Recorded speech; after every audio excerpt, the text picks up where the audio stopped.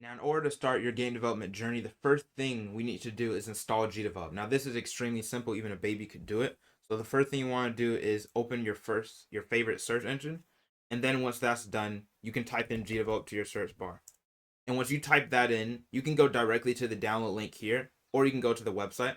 I'm going to go directly to the download link, and you'll see that we have the option of using the web app or using the desktop app.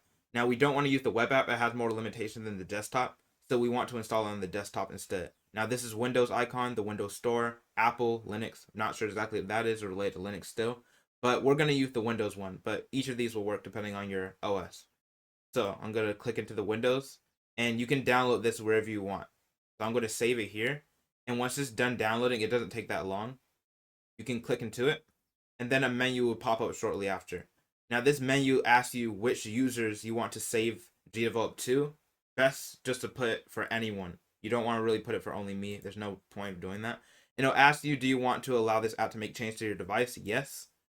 And then it'll ask you your destination folder. Now, you could save this in like your downloads or your desktop, but it's best just to leave it here so it doesn't really junk up your desktop or your downloads or anything like that. And of course, you need to make sure you have the space required to install GDevelop or it won't work. So I'm going to click in. I'm not going to click into install here, but you can click install and then it'll start loading and it'll install GDevelop and it'll ask you to launch it once it's done. Now, once your GDevelop is done installing, if you want to find it, you could either go to where you saved it, your destination folder, or the easier way, you could go into your search and you could type in GDevelop and GDevelop 5. And to launch it, you can just, of course, click it. And once you launch, you won't be greeted with what I see here. You're going to see this random project pop up because I've used GDevelop before, so I'm going to X out this. But what you'll be greeted with for the first time is this home page of GDevelop.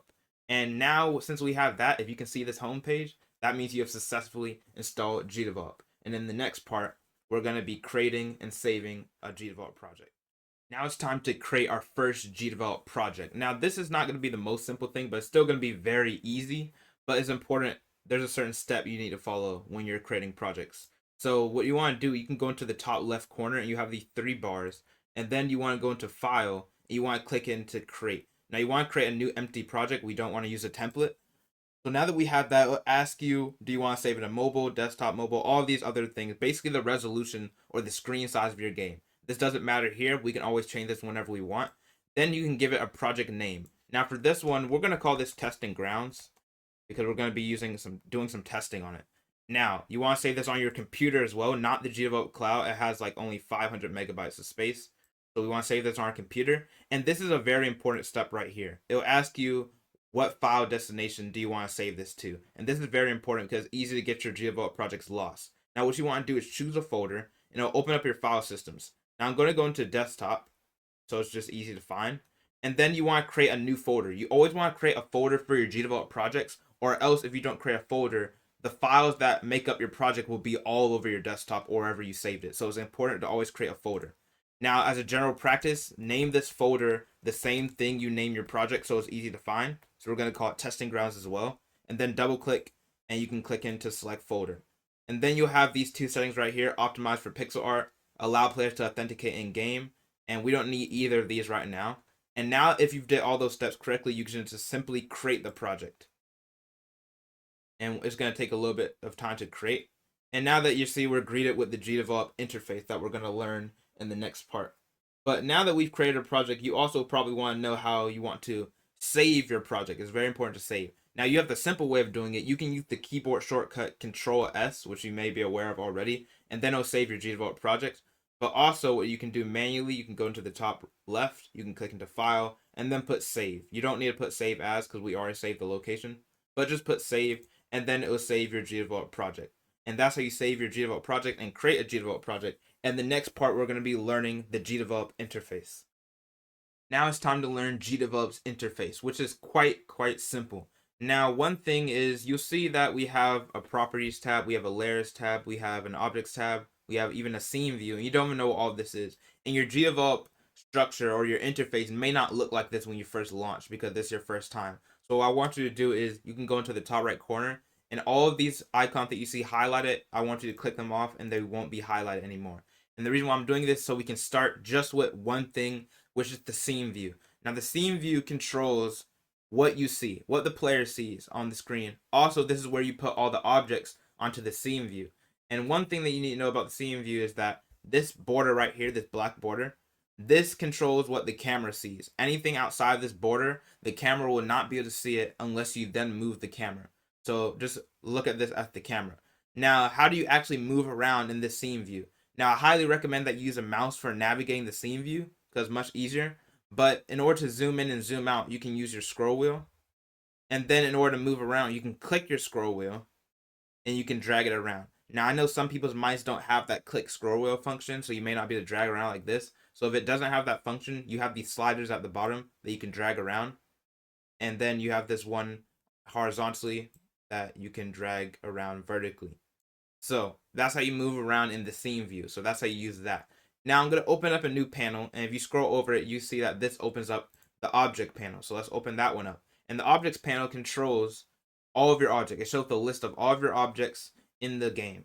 So I'm going to add a new object using this button on the bottom. And you have all of these object types, so don't get overwhelmed with these. We're not going to learn about all of these yet. We're going to add in a sprite, which is just a simple picture. And I'm going to just name this, let's just name it thing. You can name this whatever you want. You see that we have all these tabs, behaviors, variables, effects. We're not going to learn about all of these right now. So what I want you to do is create it with Pisco first, but we're not going to actually create a sprite with Pisco. I'm going to X this out. And if you don't have any sprites in your file system, what you can do is click this drop down menu. You can choose from the GDevelop asset store. Now make sure you're connected to the internet. You probably are if you're watching this, but it won't work if you're not connected to the internet. Let's just add in a random picture. I'm just going to add in this ship right here, and then you can hit apply. Now, if you want to add this object to your scene view where the game will actually be able to see it, you can then drag it in. You can drag it in. It's kind of small, so let's click into it. If we click into it, you'll see that, okay, nothing. How do we like change the properties of this? Well, that's when the property panel comes in. And to open that up, you can go into the top right, and then you can click into this kind of pencil thing right here. You can open up the properties. And the properties is where you can actually change, of course, the properties of an object. So let's start with the X and Y. Of course, the X controls horizontal. You move left and it gets lower. You move right and it gets higher. Now, the Y position is a little bit different in GDevelop. Normally, you may be used to if the Y goes higher, the object goes higher and vice versa. But for GDevelop, it's the exact opposite. When the Y gets higher, if I set this to 300, you see that's lower than it was before. So when the Y gets higher, the object gets lower. But when the Y gets lower, the object gets higher. So that's something that you need to know about GDevelop, and it can get you a little bit confused, so it's important that I mention this right here. You have this Z. Now the Z, we don't have to use it right now, but basically what it does is it controls which objects appear over other objects. So if you have a higher Z order, this object will appear over an object that has a lower one. And then you have the width and you have the height. Now, we also have the thing right here called keep ratio. And what it does is it keeps the ratio, quite self-explanatory, but if I type in 80, you'll see that it'll match the width and height. Now, if you don't want this to happen, you can just simply uncheck this, and then it won't always try to keep them both the same. But I'm going to keep it the same for now. I'm going to set these both as equal to 100. Now, another thing, if you want to dynamically resize it, if you don't want to type it, because that can be kind of annoying, you can have these corners and you can stretch it in certain directions. If I want to stretch it to the side, I can do this. And if I want to stretch it to the corners, I can do this. Now, you may want to learn how do you like stretch an object without it stretching all over the place, and so it keeps its ratio. So how do you stretch it like that? And the way that you do that is that you can click into this corner, but you can hold shift before you start clicking it. You can hold shift, and then you can start clicking it and dragging it. And it won't stretch all out of proportion. It'll stay in its original ratio. So that's a very helpful tip for that. You can also rotate the object by changing it. You can rotate to something 90 degrees. But if you want to rotate it dynamically as well, you can go into this little circle right here above the object, and then you can drag around, and you can rotate it like this. And of course, this is just great for you if you want to get exact rotations. We don't have to worry about the animation or instant variables right now. We haven't learned these, and then our player doesn't even have an animation right now. So that's the objects and the properties view. Another thing I want to show you is the layers view, and you can click into it. It's like the 3 stacks. It kind of looks like paper right here. And all that you have right now at the base layer. Every object, just keep this in mind. I'm not going to go into this completely because this doesn't really matter. You don't have to memorize all of this stuff. You'll memorize it as you start learning. But the base layer is just where objects are by default. Just remember that every object is on a layer. Another thing is that you have the background color. All you can do is just change the background color if you would like. But we're going to just keep this as the default right now. That's not exactly what the default was, but let's just change it to this color right here. And that's how you navigate GDevelop's interface. Now, there's a little bit more to GDevelop interface. You have grids and everything. You have the object groups panel, but I don't want to distract you with all of those because there's no need to memorize everything, especially if we're not going to use it all right now. So in the next part, we're going to be learning how to use the event editor of GDevelop, which is where you actually make the events that make your game function. So we're going to be learning how to navigate the event editor next. Now it's time to learn about probably the most important part of GDevelop, and that is the event editor. Because as you know, GDevelop doesn't use coding. GDevelop uses what's called events. And now that we're in this event editor, if you didn't know already, you can just click back and forth between your scene and then your event editor. But if you want to start adding event, of course, you can add an event. Now it'll add this little rectangle thing right here that you can click into, and you'll see that it'll highlight itself. But you see that there's two shaded parts of it. And part of every event, you have a condition and you have an action. And simply put, they're self-explanatory. You have a condition that has to be met. And when that condition is met, it would do a certain action. Now, of course, you don't know any of these conditions, but you can add a condition in GDevelop by hovering over this text and it'll light up, and that's how you know it's hovered over. You can click it, and then you'll see that we can click into objects and we can add certain conditions. Now, of course, we're not going to learn about these yet, and you don't have to memorize these, so don't be scared about this. It's just something you'll learn as you go. But that's how you basically add a condition. Let's say we just wanted to add some random condition. You can click it, set a value, and then hit OK. And that's the condition. And for an action, what you can do here is you can hover over the action, click it, and then you can add a certain action. You can add whatever action you want, like deleting it or something like that. I'm going to click into OK. Now, a better way to learn GDevelop is actually by acting, like by using and applying what we're learning here. So I'm going to teach you how to just use a key press to delete our object that we have on the screen. So if you want to delete your actions or conditions, you can hover over them, click it, and they'll highlight it. And then you can you can hit delete on your keyboard, or you can right click and click into delete. Same thing for this one. I'm going to hit delete on my keyboard, and now it's gone. So now we're going to handle a key press. What we're going to do is press the space bar, and then we're going to delete the object that we have. So let's go ahead and do that real quick. So I'm going to add a condition, and our condition that we want is a key press. Now, it's not related to an object, so we want to go into our other conditions. Scroll down, and you have input, because GDevelop's conditions and actions, they're separated into sections that are named accordingly. So if you want to find the keyboard, you can go under input, click into the keyboard, and we have any key press. We have all of these. We want to put key press, and then you can type in the key that you want. And in our case, we want space, and then you hit OK. Now that's the condition. And now we want to add the action, which is deleting the player. So we can go into our action, add an action. Now this is related to our object, so we want to stay in the objects tab and click the thing. And then you can scroll down, or you can type, because you may not want to scroll down and find this. So you could just type it and delete. And now you can delete the object. And I'm going to hit OK. And now that we have that, basically what this event says, it says this: if the space key is pressed, delete the thing. It deletes the thing object. So that's basically reading the event in English. And if you want to test out, you can hit preview. You can hit the preview button, and you can test this out in action. And it'll open up a new window. You see that we have this sprite right here. And if you press space on your keyboard, it will delete the object. So that's how you actually use events. That's how you use events in GDevelop. Now, one thing, once again, you don't have to remember all this stuff. You'll get it as you start making your game. But you can also organize your events. Of course, you can delete the entire event, instead of a condition, by not clicking to the condition or action. You can just click the box itself or this thing on the side, and then you can hit delete on your keyboard or right click and delete it. And then of course you can add new events. But one thing you can do to organize your events, you can add a bunch. But if you want to organize these, you can right click, you can click into event, right click, add, and then add a new event group. You can add a new event group, and then you can just name this whatever you want. Just name it some gibberish, it doesn't really matter. And then you can drag the event by highlighting the side of it and then dragging it. And you'll see that we have this line that's indented when we go farther to the right. That shows that it's under the event group. And we can drag events under here.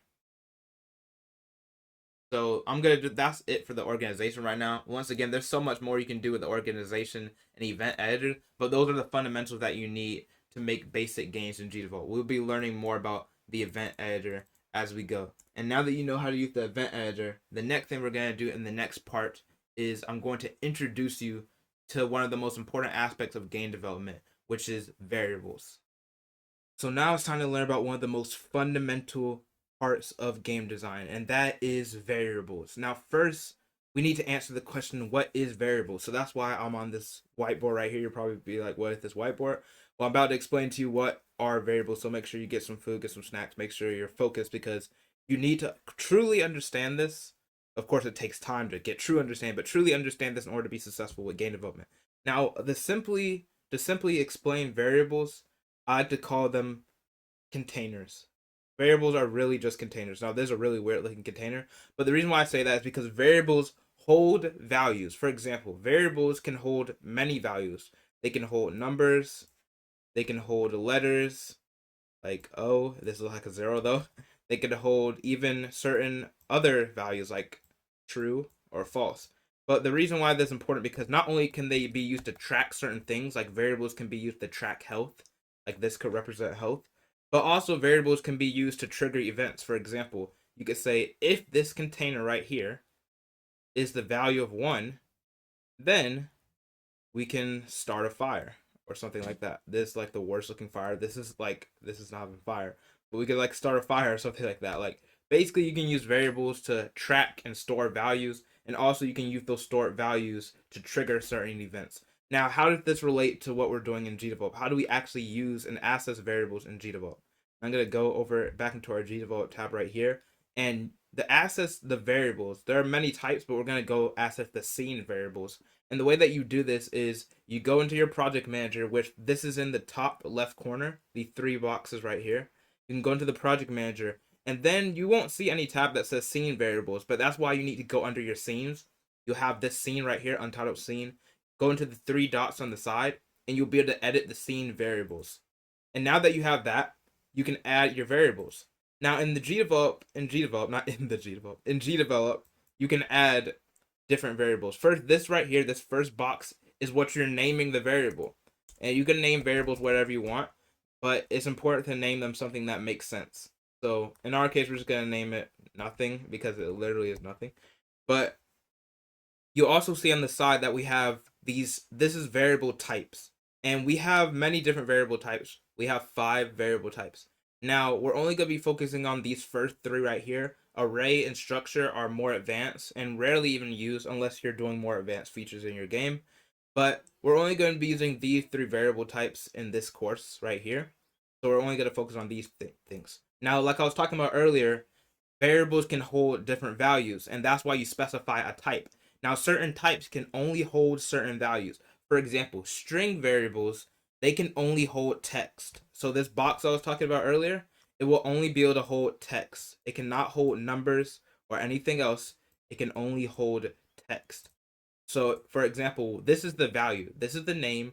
This is the variable type. And this is the variable value. So, for example, I could set it to, let me see, fire, like we were talking about earlier, fire. I could set it to be equal to that. But this would lead to an error if I set it to be equal to 2. It can only hold text. So that's something you need to keep in mind. Now, technically, it could hold 2, but it wouldn't be represented as a number. It'll be represented as something that says a number. Like, it'll be represented as a word. Let me say that. Now, you have the second type, which is the number. And if you've ever done anything related to programming, you might be used to them being called integers or floats, something like that. But numbers are self-explanatory. They hold number values. They cannot hold text. So you can't be typing things into a number variable. They can only hold numbers. And this number goes up very high. Now, it's dependent on how powerful your computer is, how high that number can go.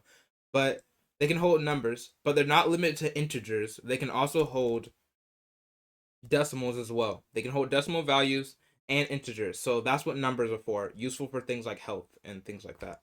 And last but not least, right now, we have a Boolean variable. In Boolean variables, they can only hold two values, and they can only hold true or false. So we can click these two arrows right here. We can set something to be equal to true or be equal to false. And this can help simplify your program, because you could technically use an integer or a string to hold two different values and do something depending on those values, but it's easier to read the code, or I say code a lot, the events. It's easier to read the events when you're using true or false. So there's no point of having 0 and 1. You can just use true or false. So those are the main three variable types. Make sure you don't have to write these down, because you'll learn these as you go, but you can rewatch the video if you want to for the explanation on these variables, because it's very important that you understand variables, because they are used a lot and they're used for basically every game that exists out there. So variables have to be understood and have to be mastered. And in the next part, I'll show you how to use these variables to activate actions, as I was saying earlier. Now it's time for us to trigger an action using variables. Now this is extremely important concept, because we're going to be using variables to trigger actions a lot. So definitely pay attention to this. So we're going to go into our project manager first, and we're going to go back into where we found our scene variables with these three dots. And then we're not going to call this nothing. Once again, you should make your variable's name make sense. So we're not going to call this nothing. I'm going to call this, let's just call it activator. I have a habit of making variable names too long, but let's just call it activator. And we're going to make this a number, because we use number variables a lot. They're very versatile, probably the best variable type. So you can hit apply to make sure this saves. And now you have a variable called number. So let's go back into our events. You can add an event now. And as you can see, we're still using the same scene we used earlier, our testing ground. And what we'll want to do first is we're going to check to see if this variable is equal to 0. We're going to check to see if it's equal to 0. And if it is, we're going to delete the object. So how do we do that? Once again, you have to have a condition. Remember, you can read off your events. What we want to do, we're basically saying if this variable, and every time you're saying if, you can basically know that's condition. If this variable is equal to 1, then we want to do something. And what we want to do is delete the object. So that's the action. That's how you read events in English. So I'm going to add a condition first. And like I said, we want to check if the variable is equal to something. So it's not related to the object. So we'll go to other conditions, and you'll find variables here. We're going to be using this a lot, so definitely remember this spot. We'll have variables, and you'll have global variables or scene variables. We'll talk about those later. Well, probably in a whole different time, because they're kind of more advanced. But we have scene variables, and then you have all the different variable types. We can click into the number variable. It's important that it's the right type or it won't work. Go into our activator, and then we can set it equal to something. Now, don't freak out, because you're like, I thought I wasn't going to be coding. You thought I wasn't going to be typing anything. You're going to have to type values like that, like number values. You're not going to be able to go into this menu that we're going to be using later and just find a value there. You have to set it equal to the value. So you got to actually type something. What we're going to do is type 0. So what this says is, if our scene variable activator, if it's equal to 0, then we want to do something. Right now we're not doing anything. So let's add an action. And now, since it's related to our object, we're going to click into the thing. And I'm going to type in delete in the search bar so I can delete the object. I'm going to hit OK. And if I preview this, you won't even see anything. You won't see anything at all. And that's because our initial value of this variable is 0. So it's automatically going to delete it the moment our scene starts. Now that's cool and all, and that's a very basic use of a variable, but how can you get a little bit more advanced? Well, you can actually use mathematical operations on variables. What do I mean by that? What do I mean by that? Well, we can add a value to this number. And what I mean by that, I can add, like, if the variable is equal to 0, I can press a key, and then I can add 2 to that value, so it'll be equal to 2 instead of 0. So what we're going to do now is, we're going to activate a key press. Basically, if, we're going to say it in English first, and then we're going to make events that match our English. If our space key is pressed, we want to add a value to our activator variable. And then after that, we're going to say, if this variable is greater than a certain value, then we want to delete the object. So we're making a few more steps here. So what we're going to do is add a new event, and we want to add the condition. We want to check for a key press. And if you remember earlier, you can go into other conditions and look under input, and you can go into keyboard. And just for the sake of testing things out, because you can always test with GDevelop conditions because there you can just read them off. So we're gonna check if any key is pressed, we want to do something. Now if any key is pressed, we want to add an action. We want to add an action. And the key press that we want to add, well, what we want to do after the key press is we want to add something to the variable. So we can go into our other actions, go into our variables, scene variables, and we can change the number variable. And we want to change the activator.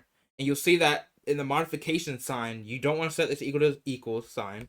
You want to set this to add, or you could set it to multiply, subtract, divide, things like that. So we're going to set it to add, and we want to simply add the value of 1. We want to simply add the value of 1. So I'm going to hit OK. And now that we have that condition, now we're adding things if we press our key. So that's cool and all. So now what we want to do is we want to check if the activator is greater than 10, then we're going to delete our object. So let's add a new event. And to add a new event, you can either click this button right here, or there's a keyboard shortcut, and you can put Shift A. This is very useful for creating events fast. So our condition now is going to be if, so we're going to go into our variables tab, if our scene variable, our number variable, activator, if it's greater than the value of 10, then we want to delete the player. So we're going to go into our thing. I keep saying player. It's really just a thing. You don't deserve to be called player. You're a thing. So we're going to click into our thing, and then we're going to type in delete. So now we're deleting our player. Our thing. I keep calling it player. So we're going to preview this. And I'm going to press the spacebar 1, 2, 3. And you'll see that something weird happened. And this is not weird to me. I know exactly what happened. But this may be a little bit weird to you. You may be like, okay, we're only supposed to be moving that value up by 1 every time we press a key. But I didn't even move it up that much. And that's because we haven't used a condition that's called trigger once. So what's happening behind the scenes? You may not know. So basically what we're saying, if any key is pressed, we want to add the value of 1. Okay, that seems everything should work, right? Well, it's not working. The reason why it's not working is because, remember, we're saying if the key is pressed. So that means even if we're holding it down, every time that key is held down, for every single millisecond or frame, I would say, and a frame is like, you can just do 1 divided by like 60 or something. I may be wrong about that. But frame, you can look up how a frame is very short. It's only a few milliseconds. But basically, every millisecond I hold down this key, this variable is being added. So how do we stop doing that? How do we make it so we have to continuously press our button in order for it to keep adding? Because that's not very desirable for many things. So what we can do is add another condition. And this condition is extremely important. We're going to be using it a lot, so you'll have many different examples other than this one. But you can go into where it says advanced. I don't know why it's in advanced. It's not that advanced. But we're going to do trigger once while true. And you'll see that it says in the information right here, it runs an action only once for each time the condition has been met. So basically what happens when we press our key, it'll only add it once. It'll only run the action once. And the only way that will add again, the condition has to be met all over again. So we can't just hold it. So that's why trigger once is very important for many different gameplay aspects when it comes to game development. Trigger once is extremely important. So if I preview now, I should have to press it 10 times. So I got to press space 1, 2, 3, 4, 5, 6, 7, 8, 9, 10. And remember, it has to be greater than 10. So I'm going to press it one more time. And you see that now it deletes itself. So that's how you do activations using variables. Keep in mind, these are both simple examples. There are much more complex things you can do with variables. And that's also how you use the trigger once condition. The trigger once action is super, super important. Once again, we're going to have way more examples where you can use it in the future. But now we're about to get into some really deep stuff. We're about to make the game Pong. And you may be a little bit scared because you really think you may have not learned much. And the thing is, you didn't learn that much. You only learned the interface. You learned how to add objects, move them around, and you learned how to use variables and a little bit about the events. But the reason why you didn't learn that much and why you're about to make a game so fast is because the way that you learn in game development is not by memorizing a bunch of theory. The best way to learn in game development is by actually making games. So most of your learning is going to come from you making this Pong game, and I'll be there right along the way to make sure you understand everything and that you know exactly how it works. So the next thing we're going to be doing is starting the creation of our Pong game. All right, everyone, put your helmets on. We're about to start creating our first game which is the classic, the one and only Pong. Now, before we do this, we're not going to be creating any artwork. So you don't have to worry about any artwork because we're trying to focus purely on the game development. Art is an entirely different subject that I would not be able to tell you about myself. Cause I make one that looks like first grade art. So you can download the assets that are attached to the course, and you'll have all of the sprites that you need to use for this game. So now that we have that, and you're gonna go get the assets, what we're going to do now is create a brand new project. We don't want to use our testing grounds project. You can come back to this whenever you want, but we're going to create a whole new project. So once again, we know how to do that. We're going to go to the top left, file, create. We're going to create a new empty project, and we're going to keep it at this resolution right here. And I'm going to call this, let's just call it, we're going to call it Super Pong. Now, it's not going to be some crazy version of Pong. I just like saying super with added to stuff. We're going to save it on our computer. And actually, we're going to put optimize for pixel art. We're going to put optimize for pixel art because all of the pixels that we're going to use, all the art that we're going to use is pixels.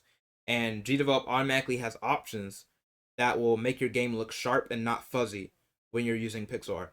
And another thing, make sure you don't forget this. Choose your folder correctly. Don't save it anywhere. Don't save it anywhere. So I'm going to save this on my desktop so it's easy to remember. And I'm going to call this Super Pong. Let's just call it Super Pong. Super Pong. And double click into that folder, and we're going to select it. Now that we have it right there, we can finally go create the project. Now, once again, you'll be greeted with this blank thing, blank scene right here. And we're going to start creating the game. Now, we already know how to create an object, and what we're going to do is create a sprite like we did earlier. We're going to create a sprite.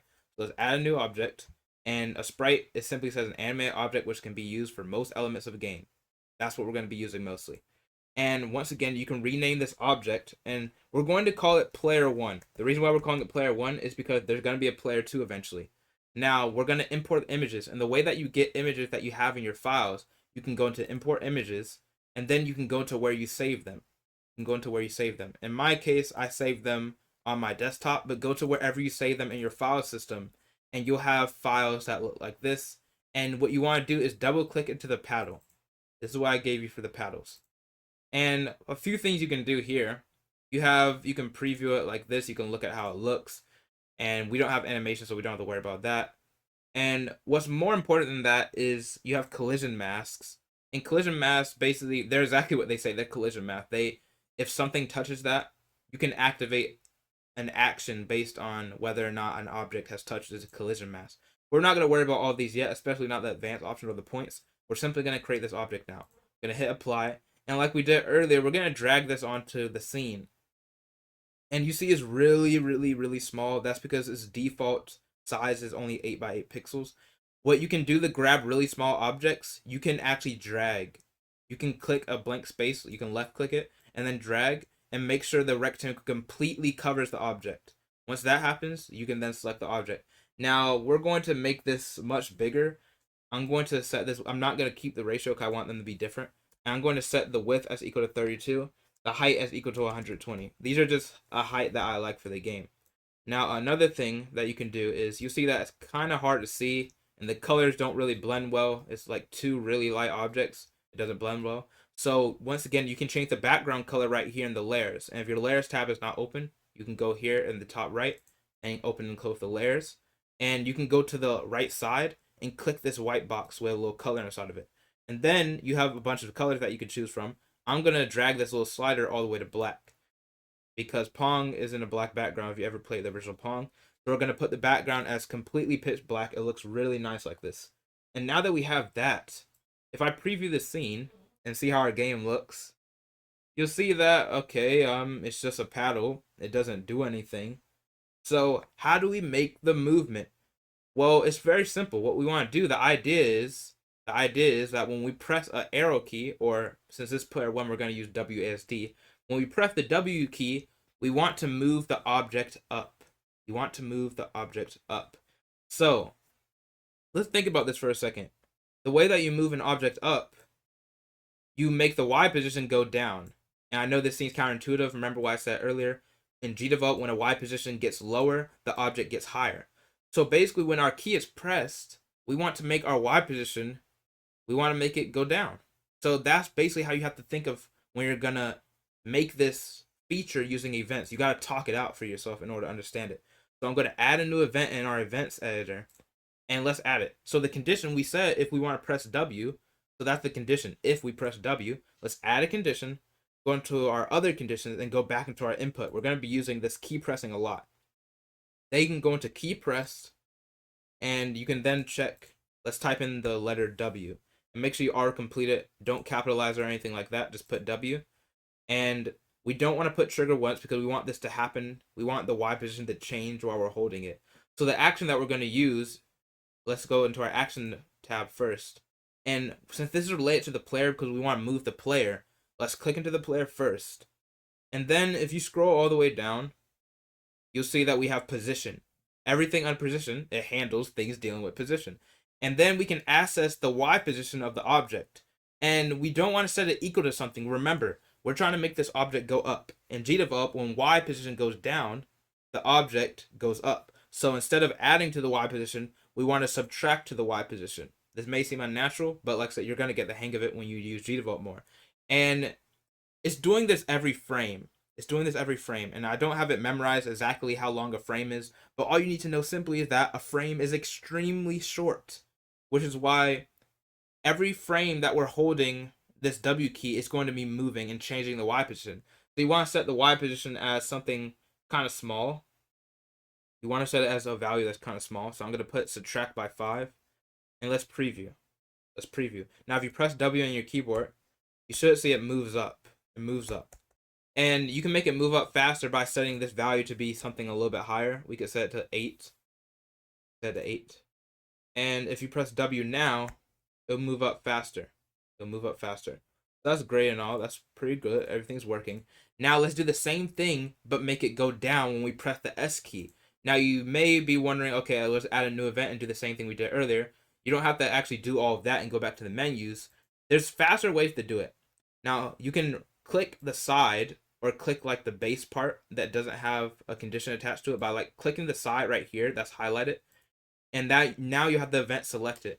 Now you can either right click and copy this, or you can select it and then put Control C, and then you can to paste it, you can either right click and paste, or you can put Control V. I recommend that you memorize Control C and Control V because these are used a lot and are just common keyboard shortcuts even for things that are not game development related.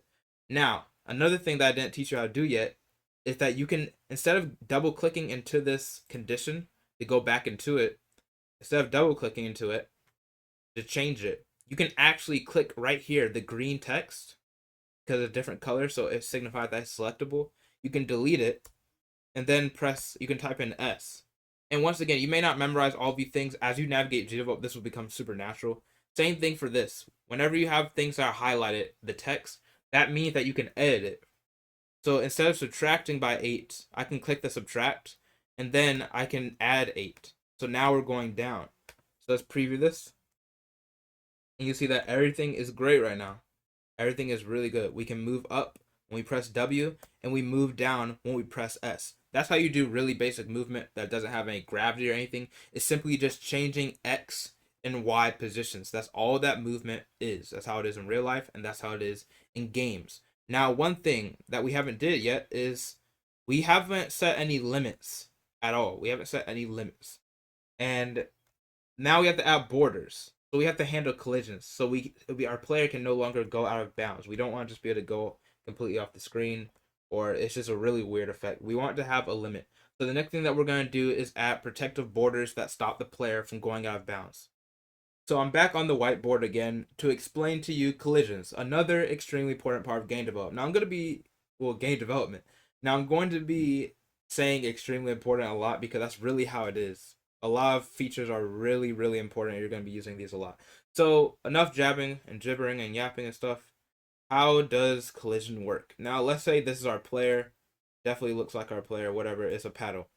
How does collision work? Well, first you need two objects in order to have a collision. So this is our player, and let's pretend that this is our force field. This is our force field.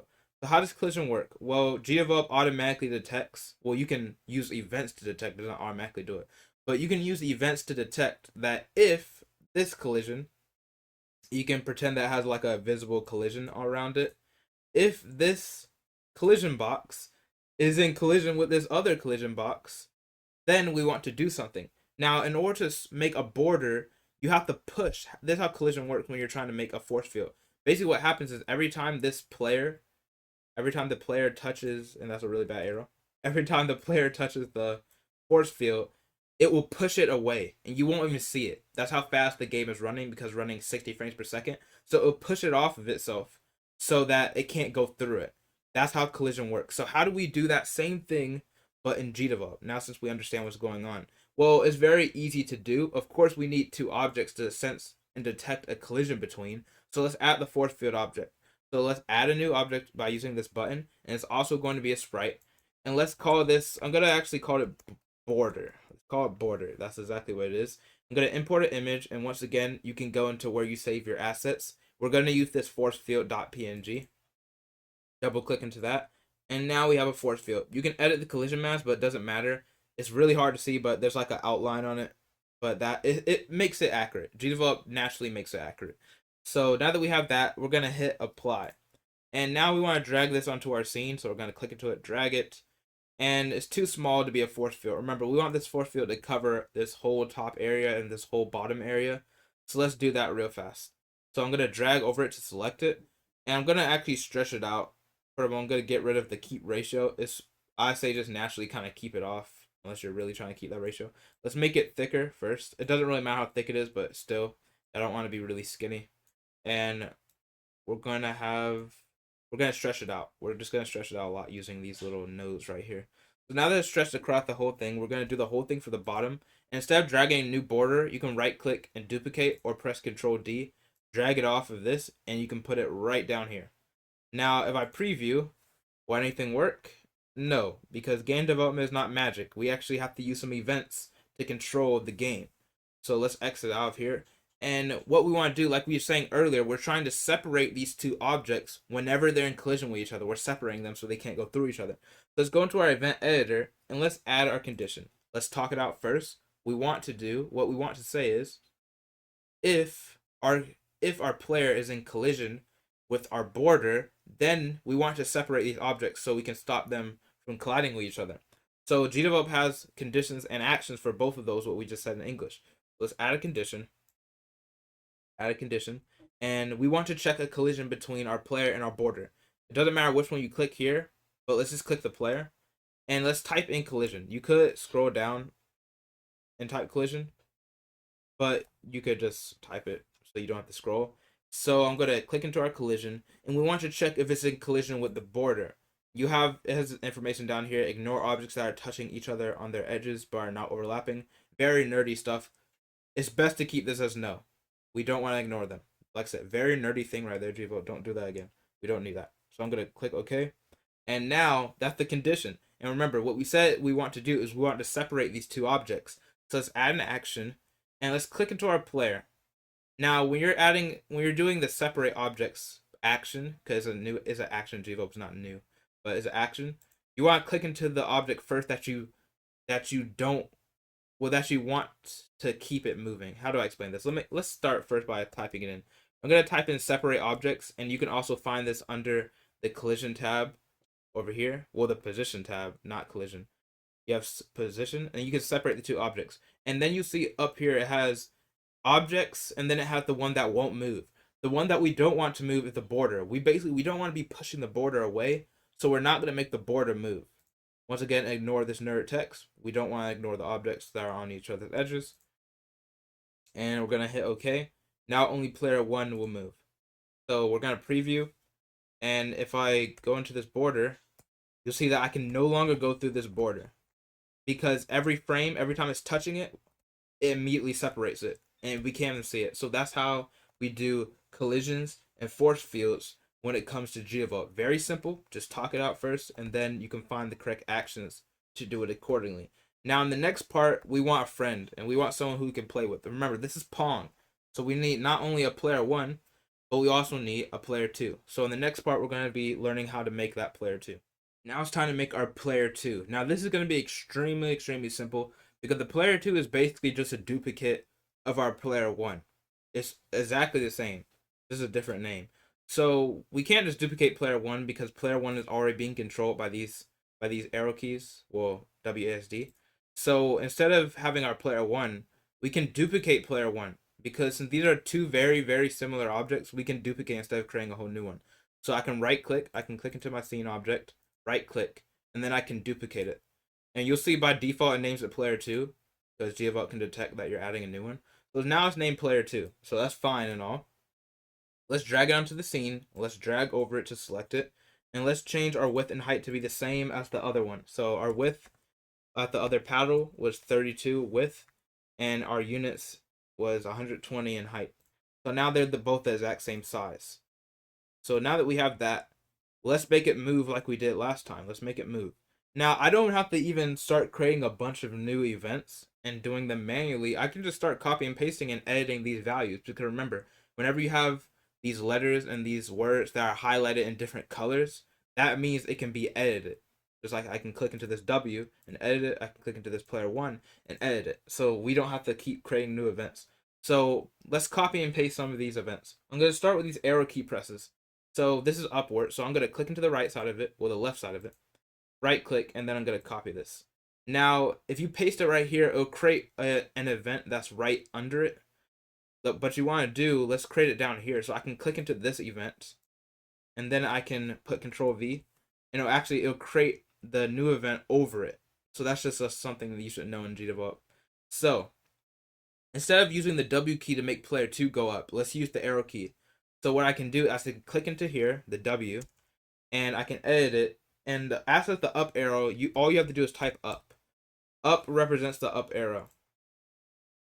And then instead of changing the Y position of player 1, because you have to make sure you read your events, don't change the Y position of player 1, change the Y position of player 2. So I can edit the object, I can completely delete it, delete player 1, and it'll show me the full list of objects. And now I want to change the Y position of player 2 to subtract 8. So let's see what happens. It moves up, so that's good. Let's do the same thing but for down. So I'm actually going to copy and paste this condition. I'm going to click it. Let's get out of here. I basically went to that event. Gonna copy, use Control C, then press Control V and paste it.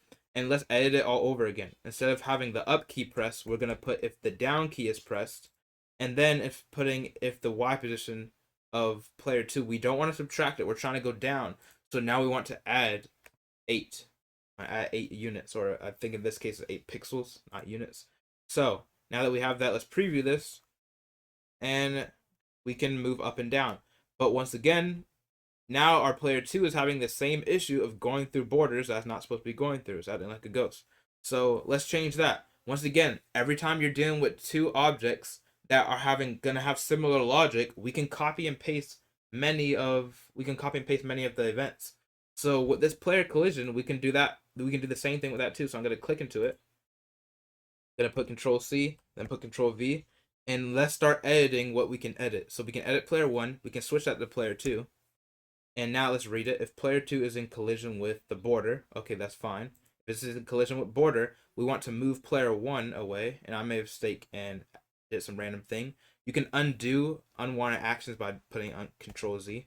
But anyways, move player 1. We don't want to move player 1. We want to move player 2 away.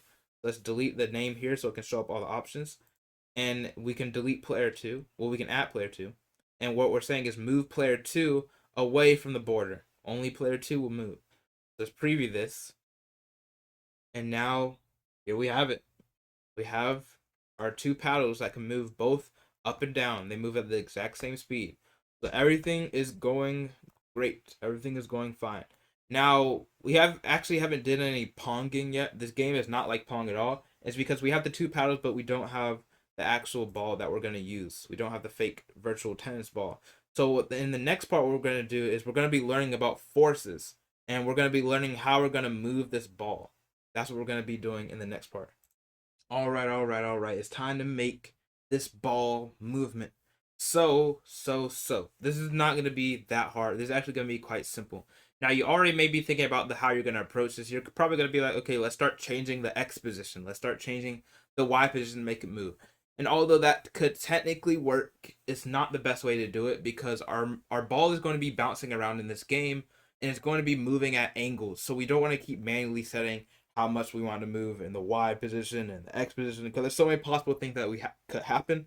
So we're gonna use angles and forces. We're gonna be adding a force to our ball. But before we start adding forces and stuff like that, let's add our new object, which is our ball object. Once again, you can go into a sprite and let's just simply call this ball.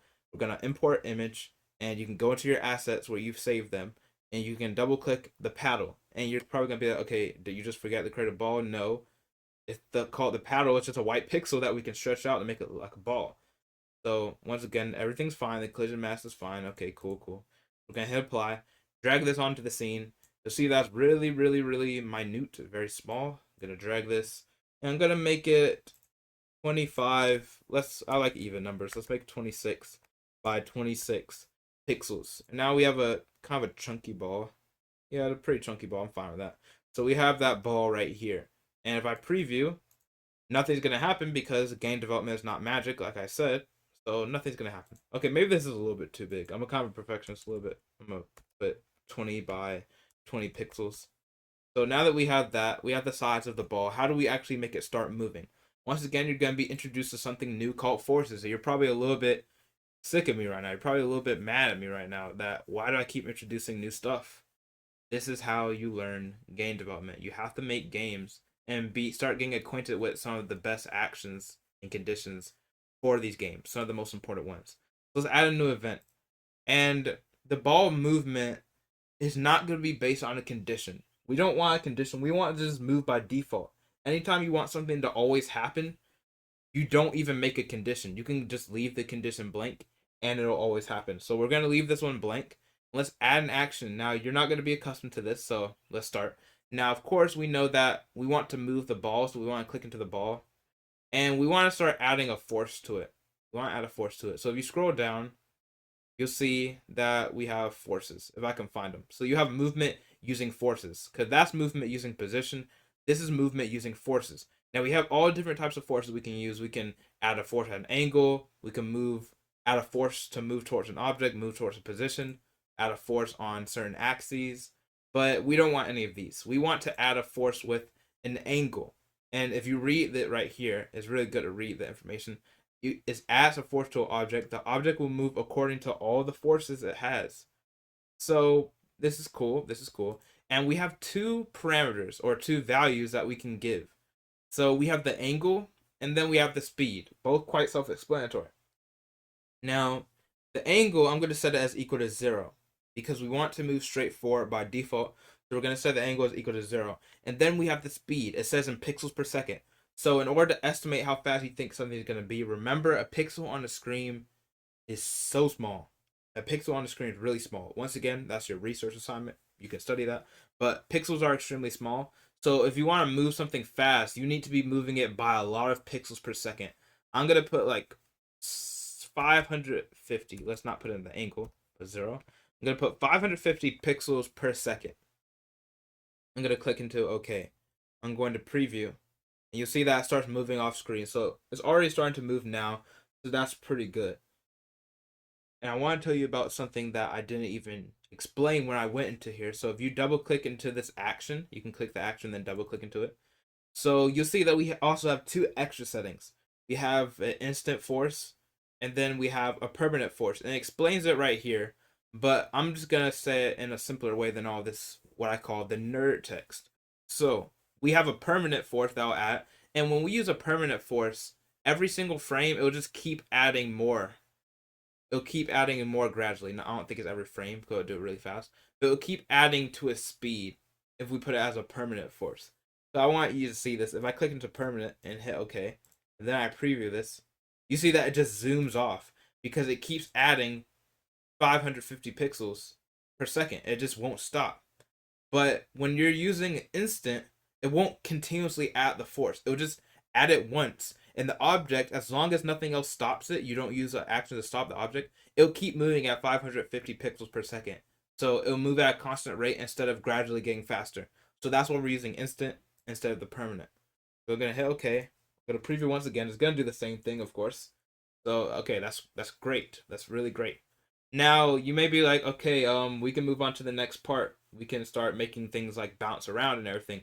Not so fast. It's time to learn about flexible programming.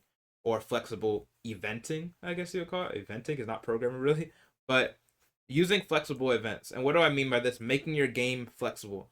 That means when you make a game flexible, you don't have to continuously go back into these values. Like, let's say we want to make it so the speed changed whenever I press space.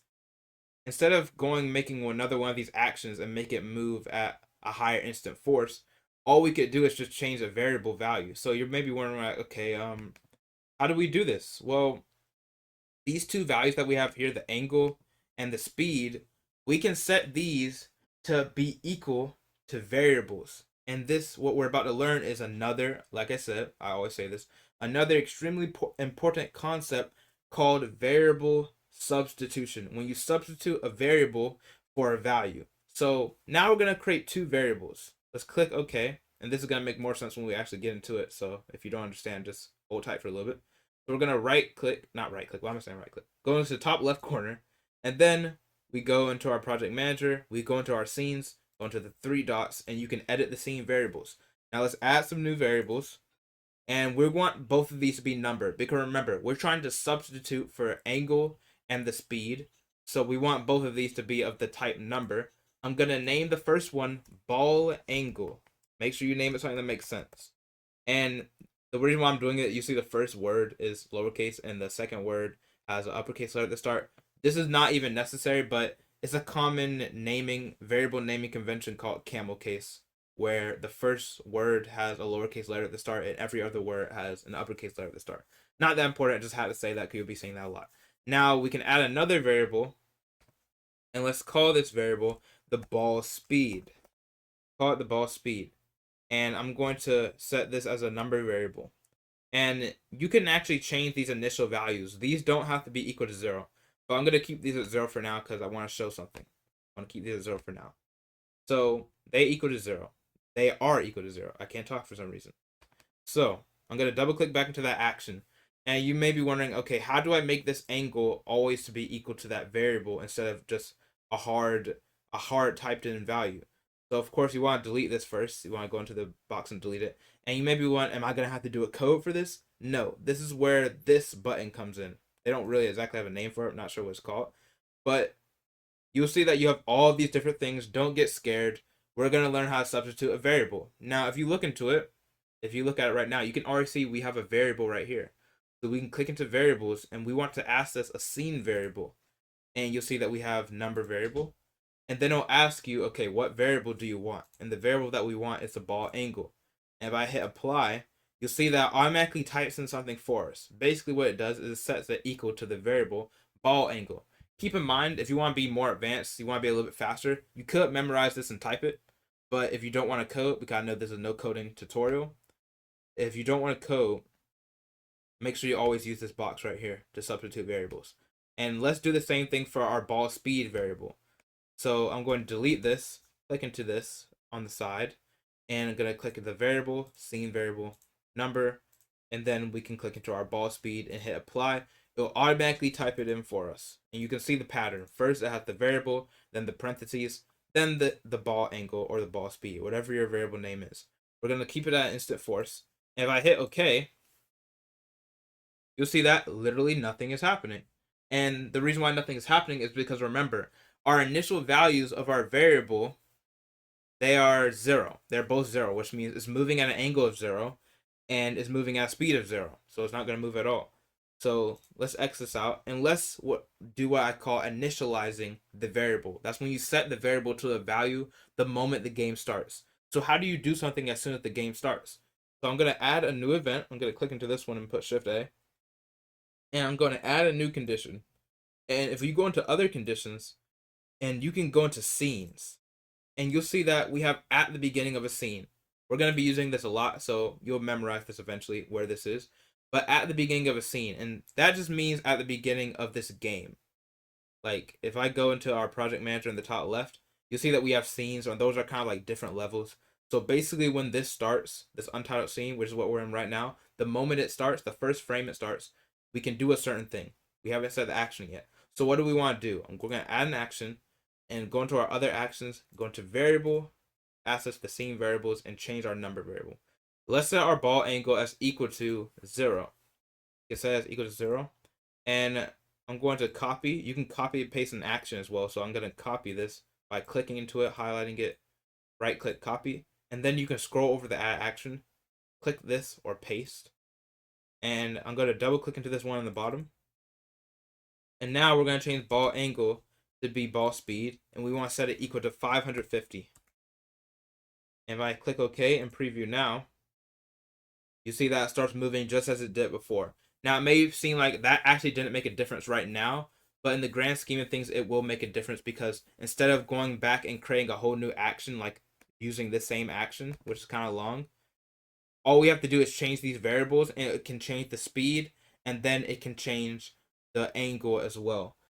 In the next part, we're going to be learning how to reverse the angle of the ball. Basically, what we're going to be doing in the next part, just to give you a little preview, is that when this ball, which doesn't exist anymore, when it touches this paddle, is it going to move backwards? It's going to move in the opposite direction. That's what we're going to be doing next. Welcome back to the whiteboard, and we need to talk. This whole part is just going to be me explaining to you how we're going to do this ball bouncing, because this is going to be the most complicated part of this course. So it's definitely important to pay attention here so we understand exactly how we're going to make it. So let's just start with our paddle. Let's pretend this right here is our paddle. Let's make it more straight. Straight enough. But now this is our paddle. Now what we're trying to do here is we have our ball. And depending on what part of the ball we hit it, we're going to have like 3 main possibilities. You could make more if you want, but we're going to have 3 ones. We're going to have 3 possibilities. Basically, we're going to have it so if our ball hits the top of our paddle, it'll move in an upwards direction. So you can see it move upwards. If our ball hits the bottom of the paddle, it'll move downwards. You can see where this is going. If it hits the middle, it will just move back towards the middle again. So that's how it's going to be. But what we have to do is we have to make a variable. We have to make a variable that tracks the distance from this object center point. This is definitely a center point. And this object center point. And the reason why we're doing it is because we have to do a calculation. We basically have to say if our ball collides with the paddle and its angle is greater than the center or is within a certain range over the center, then we'll move it up. Same thing. So we have to have a variable that tracks the distance between the paddle center and the ball center. So that's what we're going to be doing. And based on this, we're going to have a set a certain value. Basically, we're going to always be sensing. Let's say before, let me make an example so it can make more sense. Now you have the ball, you have the paddle center, and then you have, let's say the ball is right here. Now we already have a random box, let's say a container. We already have a random container that's already detecting whether or not it needs to hit it upwards or not. So since it's over this center point and it's within a certain range, this container is already equal to up. This container is equal to up. And it's already sensing that. If our ball were to suddenly be under here, this container would be set equal to down, and so on and so forth. Now, when it actually is equal to up, this container is equal to up, and it's based on that variable that tracks the distance between the center and this center right here. So basically, after it's done sensing it based on its calculations, it'll set this equal to up, and when it finally collides with it, since it's equal to up, it'll move upwards. So basically what we're doing as a recap is we're going to have a variable that contains the value of the distance between this center point and the distance between the ball center point. And then after it does that, depending on the distance between it, it's going to have another different variable and it's going to set it equal to up. In our case, we're going to set it equal to a string value.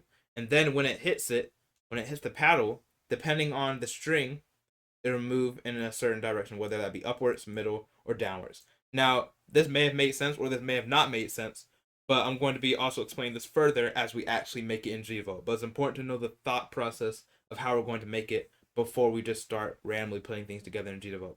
So in the next part, we're going to actually get started making exactly what we said in our minds.